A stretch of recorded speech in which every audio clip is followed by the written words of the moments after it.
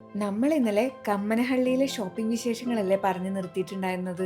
അവിടെ എത്തിയ ഉടനെ എല്ലാവർക്കും എന്തെങ്കിലും കഴിക്കണം എന്ന കാര്യമായിട്ടുള്ള വിശപ്പും ആയിട്ടില്ല. എങ്കിൽ പിന്നെ ഡിസേർട്ട് തന്നെ ആവാന്ന് കരുതി ഞാൻ ന്യൂട്ടല്ല വഫിൾസ് ആണ് കേട്ടോ ഓർഡർ ചെയ്തിട്ടുണ്ടായിരുന്നത്.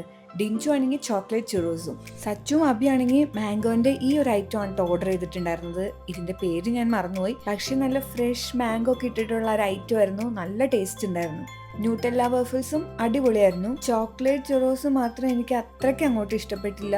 കാരണം വേറെ ഒന്നല്ല, അതിന്റെ ടോപ്പിംഗ്സ് മൊത്തം പഞ്ചസാര തരികളായിരുന്നു. അപ്പൊ അത് കടിക്കാൻ എനിക്ക് അത്ര ഇഷ്ടമില്ല. എന്തോ ഒരു കല്ല് കടിക്കുന്ന ഫീലാണ്. അപ്പൊ അതൊഴിച്ച് ബാക്കിയെല്ലാം എനിക്ക് നല്ലപോലെ ഇഷ്ടപ്പെട്ടു കേട്ടോ. ഇതൊക്കെ കഴിച്ചിട്ട് നമ്മൾ നേരെ പോയത് ഗുഡ്ഗുഡിയിലേക്കാണ്. ഡിഞ്ചു ബാംഗ്ലൂർ എപ്പോ വന്നാലും ഈ ഷോപ്പ് വിസിറ്റ് ചെയ്യാൻ മറക്കാറില്ല കേട്ടോ. നല്ല ക്യൂട്ട് കുട്ടി കുട്ടി ഐറ്റംസ് അല്ല അവിടെ ഉള്ളത്. അപ്പൊ പിന്നെ ആർക്കും അവിടെ ഒന്ന് കയറാതിരിക്കാതിരിക്കാൻ പറ്റാ. ഈ ഒരു ലീഫിന്റെ ഷേപ്പിലുള്ള ഈ ഒരു പച്ച കളർ തവി അതെനിക്ക് ഭയങ്കരമായിട്ട് ഇഷ്ടപ്പെട്ടു. ഞാനത് വാങ്ങിച്ചു കേട്ടോ. അത് മാത്രമൊന്നുമല്ല, നമുക്ക് യൂസ്ഫുൾ ആയിട്ടുള്ള ഒരുപാട് നല്ല ഭംഗിയുള്ള ക്യൂട്ട് ഐറ്റംസ് അവിടെ ഉണ്ട്.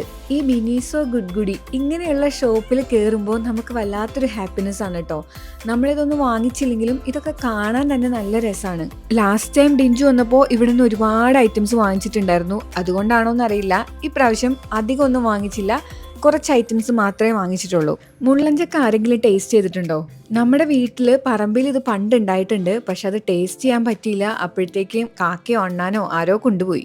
നമ്മളിപ്പോൾ ഇവിടെ നിന്ന് മുള്ളഞ്ചക്കയൊന്നും വാങ്ങിച്ചില്ല കേട്ടോ. മാംഗോസ്റ്റിൻ നമ്മളൊന്ന് ടേസ്റ്റ് ചെയ്ത് നോക്കിയപ്പോൾ നല്ല മധുരം, അപ്പൊ അതൊന്ന് വാങ്ങിച്ചായിരുന്നു. പിന്നീട് നമ്മൾ ഫ്രൈഡ് ചിക്കനൊക്കെ കഴിച്ചിട്ടാണ് നേരെ വീട്ടിലേക്ക് പോയത്. അപ്പൊ ശരി, പിന്നെ കാണാം. ബൈ.